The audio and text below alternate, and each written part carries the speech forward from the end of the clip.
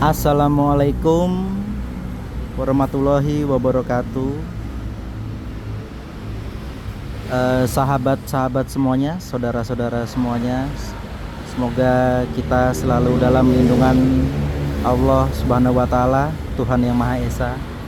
Dalam kesempatan siang ini, kami Adijaya AC Mobil ingin menginfokan atau memberikan sedikit penjelasan tentang sistem cooling unit atau blower atau evaporator pada AC mobil. Ini saya ambil contoh untuk mobil jenis Avanza ya, Avanza, Xenia, mungkin Terios, Rush, hampir mirip-mirip sistemnya. Dan ini untuk generasi awal-awal ya, generasi awal-awal 2004 sampai dengan 2011 mungkin kurang lebih ya. Itu 2011 sampai dengan terkini ya, 2020 anggaplah, atau 2021 ya, koreksi kalau salah ya. Untuk mempersingkat durasi, ini baut-bautnya sudah kita lepas.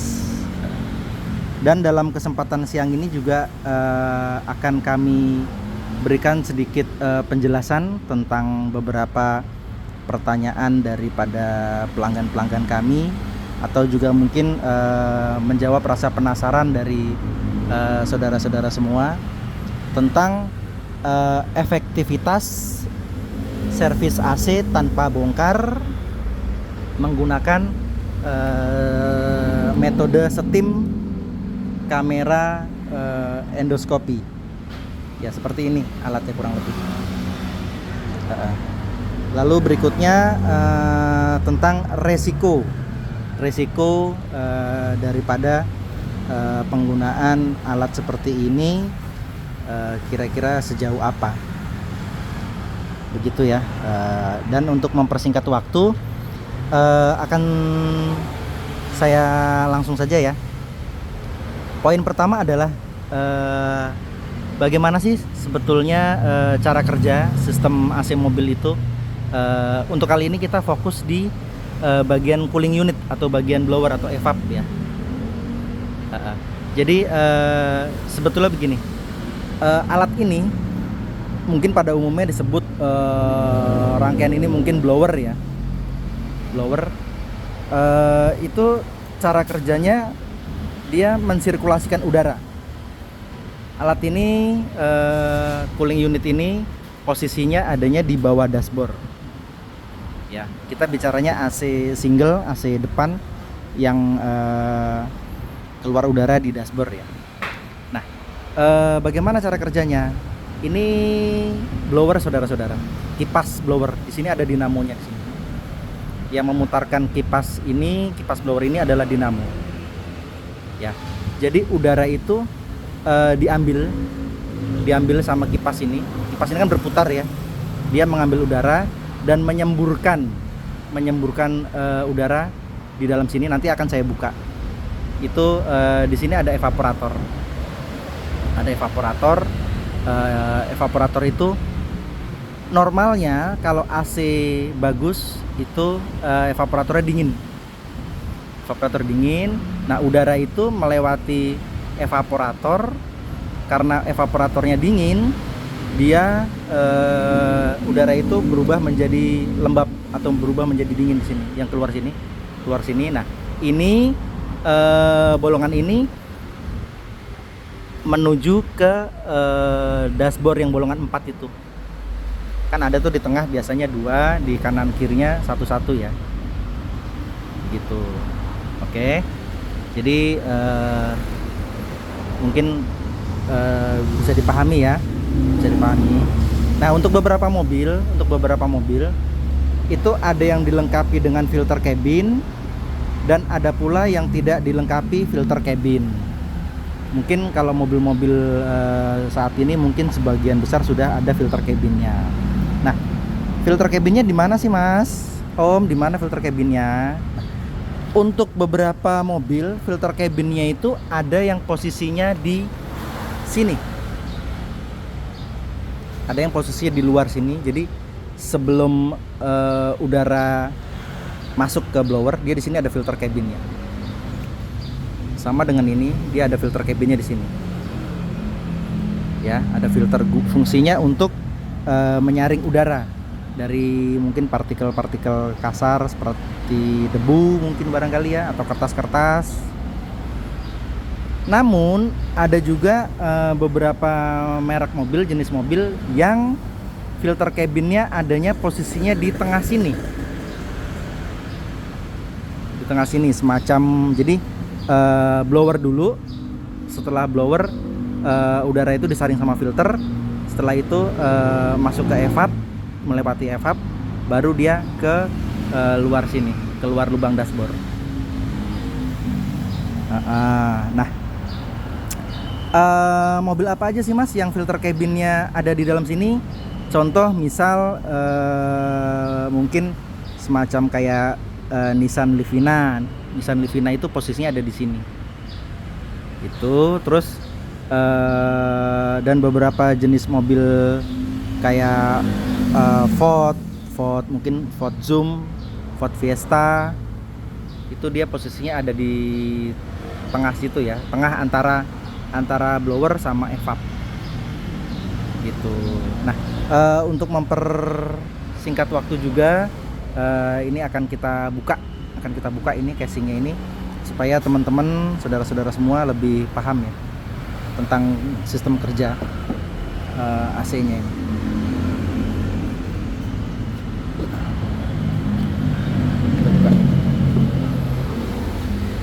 Buka guys. Nah, kurang lebih begini. Ini kayak semacam rumah keong ya. Ini dia begini. Nah, itu sensor.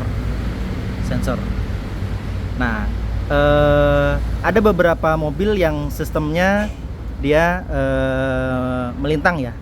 Mungkin kita sebut saja mungkin vertikal dari blower ini ya, vertikal ya. Vertikal. Ada pula yang sistem evapnya dudukannya atau letaknya, posisinya begini, yaitu horizontal. Kalau kita melihatnya dari blower ya. Kalau salah tolong koreksi ya kawan-kawan semua ya.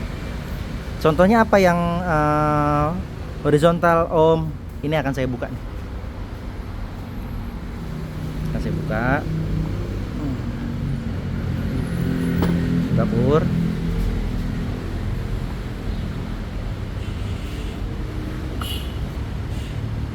Nah, ya. Nih, sempit dia di sini nih. Oke. Nah, ini kan blower ya. Ini blower. Dia sama sistemnya mungkin kayak rumah keong ya. Sistem udaranya ya. Dia ke sana nyembur. Nah, itu ke sini, dia ke sini, ke sini. Ini ada sensor juga, sensornya nancep di sini.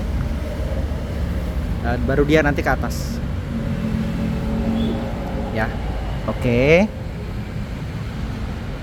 Sebetulnya kalau menurut saya pribadi sih yang mungkin yang sempurna sistemnya mungkin seperti ini kalau pendapat saya ya.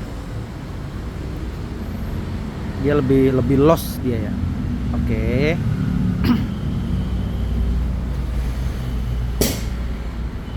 Nah, lalu poin berikutnya adalah efektivitas tentang servis AC mobil metode steam dengan kamera endoskopi, yaitu tanpa bongkar ya. Tuh. Jadi kan banyak tuh promo-promo tentang servis perawatan AC mobil yang dilakukan tanpa bongkar, menggunakan alat semacam kayak alat steam berkamera seperti ini.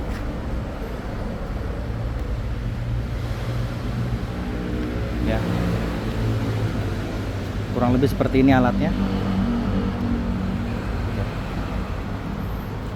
Ini ujungnya kaku, lumayan besar ujungnya. Ya. Ini kameranya. Ini yang mengeluarkan cairan atau air berikut sama udara bertekanan, sehingga air itu bertekanan juga. Oke. Pada umumnya teknisi AC itu memasukkan ujung daripada alat itu mendekati evaporator. Nih, oke. Om, yang kotor bagian mana evaporator, Om? Nah, yang kotor itu pada umumnya itu di bagian sini. Jadi seperti tadi saya bilang, udara diambil sama dynamo blower ini, sama kipas blower ini, lalu disemburkan ke sini. Nah, itu membawa kotoran. Itu yang kotor biasanya bagian sini. Untuk bagian sininya itu jarang kotor, jarang. Yang lebih banget kotor, yang lebih kotor itu bagian sini. Oke. Nah, kembali lagi ke tadi. Pada umumnya biasanya teknisi AC akan mengusahakan supaya ujung alat steaman itu mendekati evaporator, ya, karena dia kotorannya di sini, itu di steam. Nah, lewat mana, Om, masukin ujungnya? Biasanya ada beberapa cara, cuman paling besar efektivitasnya itu biasanya dari lubang blower ini. Ini bisa dicopot, saudara-saudara. Nanti akan coba kita copot nanti. Bapak Agus, ini teknisinya, akan mencopot.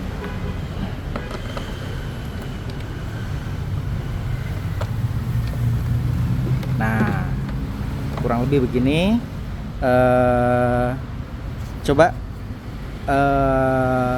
Bapak Pur dimasukkan alat steamannya. Nah, begini. Nah, ini begini kurang lebih.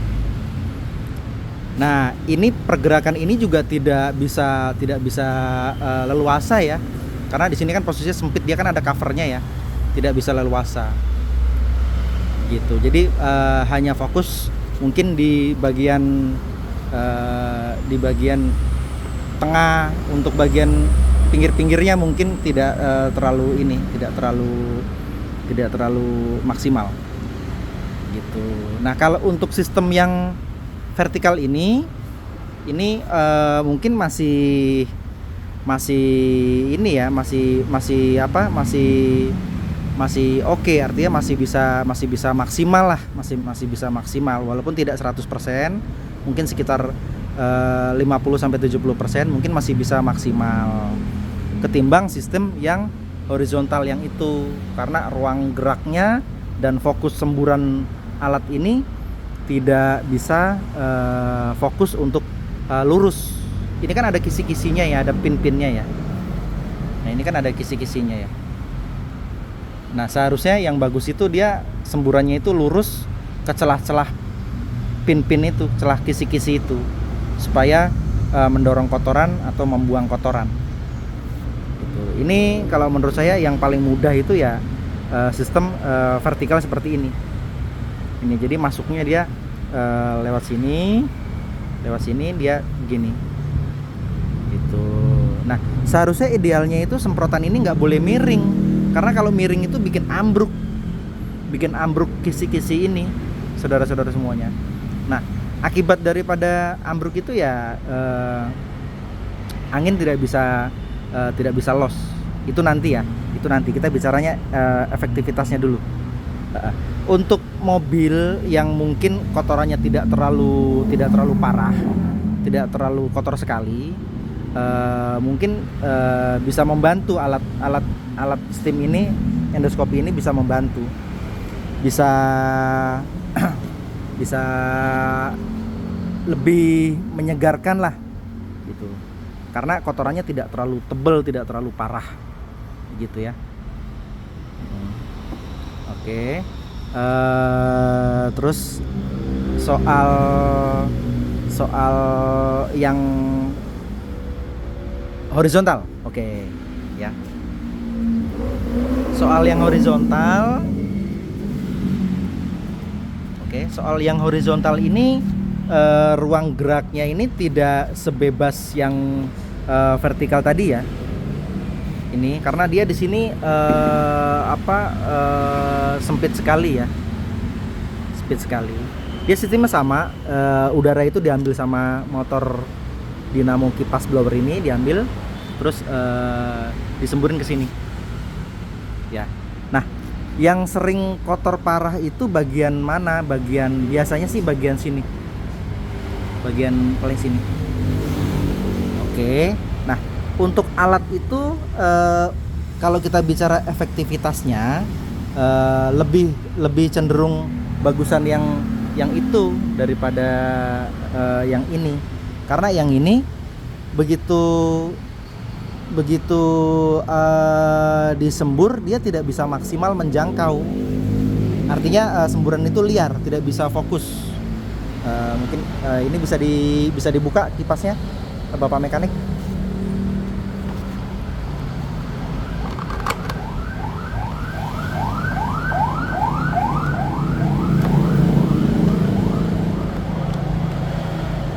Oke, dimasukkan alat steam endoskopinya. Oke, dipegangin covernya. Nah, ini masuknya ke sini itu tidak bisa leluasa. Ya. Dia kalau masuk lagi itu seperti liar. Jadi boleh dibilang mungkin kalau pendapat saya asal nyemprot. Asal nyemprot karena di sini ruang gerak ujung alat ini tidak sebebas, tidak semaksimal yang tadi, yang vertikal tadi ya, gitu. Nah ini akhirnya kotoran itu ya apa sebatas luntur aja. Entah lunturnya banyak atau tidak kan bisa kelihatan dari kamera yang di sini ya, gitu. Nah kalau untuk sistem blower yang horizontal ini, kalau pendapat saya kurang begitu maksimal, tidak semaksimal yang tadi ya, apalagi kalau kotorannya udah parah. Nah, yang dikhawatirkan adalah ya resikonya tadi itu ya. Kita sekarang bicaranya resiko. Efek daripada semburan tekanan air dan angin ini akhirnya liar, dia tidak fokus, akhirnya bikin ambruk kisi-kisi pin-pin ini ya, bikin ambruk sehingga menyebabkan lolosnya udara atau angin itu tidak bisa maksimal karena dia berbalik karena kisi-kisi ini ambruk. Oke, lalu kotoran evap itu biasanya ada di mana Om? Di bagian mana? Kan evap itu kotak ya. Nah, biasanya itu posisi kotoran itu paling banyak itu adanya di itu sensornya dicabut tuh. Biasanya ada di bagian sini. Kotoran itu dia biasanya masuk ke sela-sela ini ya, dan sebagian ada di permukaan juga. Nah itu biasanya yang parah itu biasanya berlendir. Kalau kotoran-kotoran kering ya mungkin sedikit terbantulah dengan alat steam endoskopi. Tapi kalau untuk berlendir itu tidak terlalu efektif. Oke. Lalu resikonya apa Om? Ya selain daripada tadi yang kisi-kisi ambruk tadi itu resikonya ya apa ya? Ya yang dikhawatirkan ujung daripada alat ini itu mentok mengenai ini sehingga mungkin penyok atau mungkin paling parah mungkin bocor, tapi jarang terjadi ya, mudah-mudahan jangan sampai terjadi ya.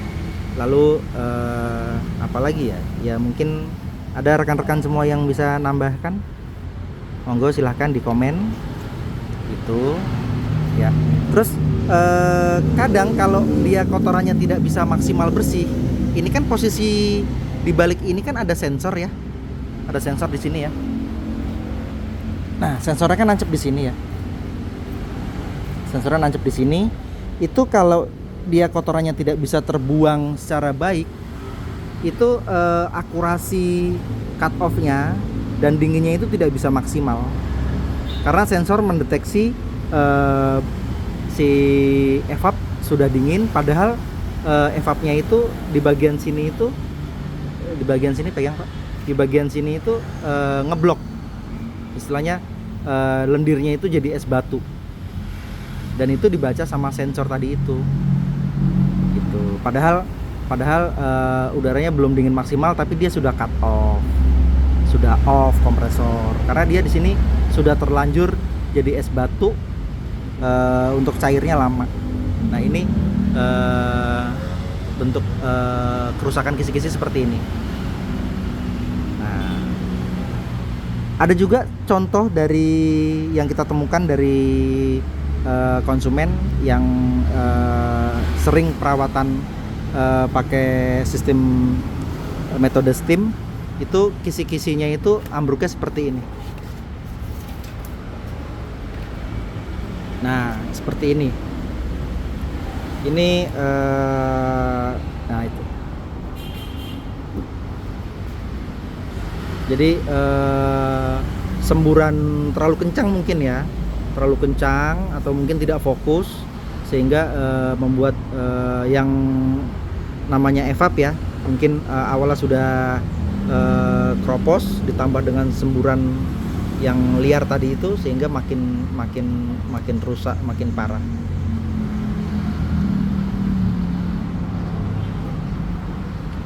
Kurang lebih demikian, sebatas gambaran untuk menjawab rasa penasaran sekaligus pertanyaan dari beberapa pelanggan Adijaya AC Mobil. Mungkin barangkali ada yang kurang atau yang terlewatkan, bisa dikoreksi, bisa ditambahi. Monggo buliannya ditunggu. Mungkin sedikit ilmu yang bisa saya sampaikan, semoga bisa manfaat buat saudara-saudara, rekan-rekan semuanya. Akhir kata, wassalamualaikum warahmatullahi wabarakatuh. Semoga kita semua, keluarga kita selalu dalam lindungan Allah Subhanahu wa taala, Tuhan yang Maha Esa. Salam Adijaya AC Mobil Depok.